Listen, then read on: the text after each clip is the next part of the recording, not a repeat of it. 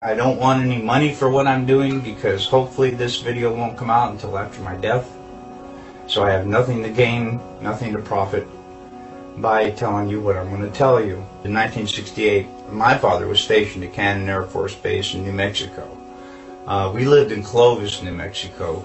He was in the military police for over 20 years, and on his deathbed in 2002, we made a recording of what happened.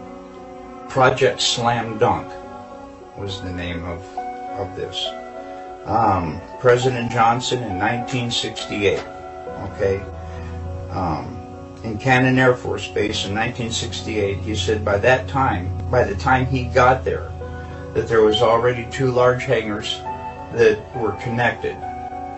There was hundreds of dump trucks that came in and dumped sand and stone, and cement powder was powdered over the top of all that to make it look like a lunar landscape. They had men that fashioned it into a lunar landscape, he said. Okay, I've never known my dad to lie, so this all took me by surprise.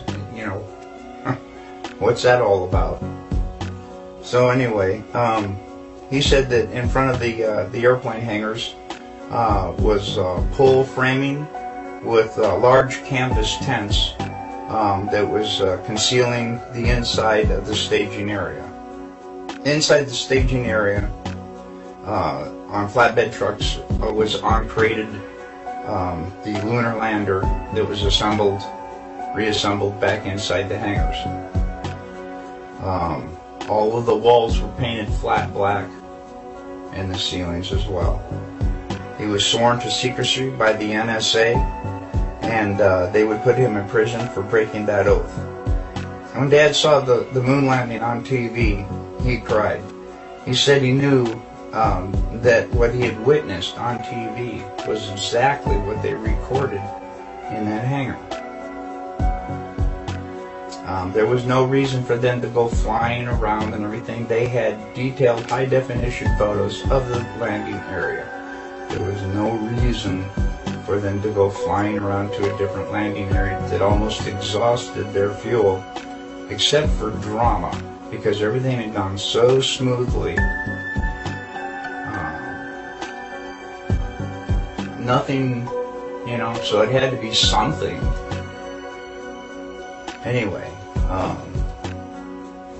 Dad was one of 3 guards that guarded the inside of the front entrance.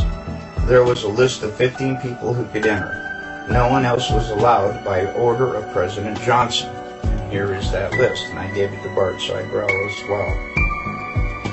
He checked out a lot of these names, and he says he can verify a lot of these people and what they do. And I come across a couple myself. Anyway, President Johnson, Neil Armstrong, Edwin Aldrin, Werner von Braun, Robert Emenegger, Gene Kranz, James Webb, Joe Kerwin, Dr. Thomas Paine, Glenn Looney, Dr. Christopher Kraft, Dr. James Van Allen, General Trudeau, Lieutenant Colonel Donald Simon, and Grant Norrie. Now, the only 2 that I really have information on is Robert Emenegger. Apparently, he did a lot of video work and stuff for the Department of Defense. So the DoD did know him. Okay, and the other one was Grant Norrie, N-O-R-R-A-Y, I believe. Was to the best of my dad's knowledge, was a like some FBI, CIA, NSA, who knows, something like that. Okay, President Johnson only showed up for the first day of filming. Filming lasted for 3 days, and the entire project was restored to original. In other words, the hangars were all taken apart, the sand was all removed.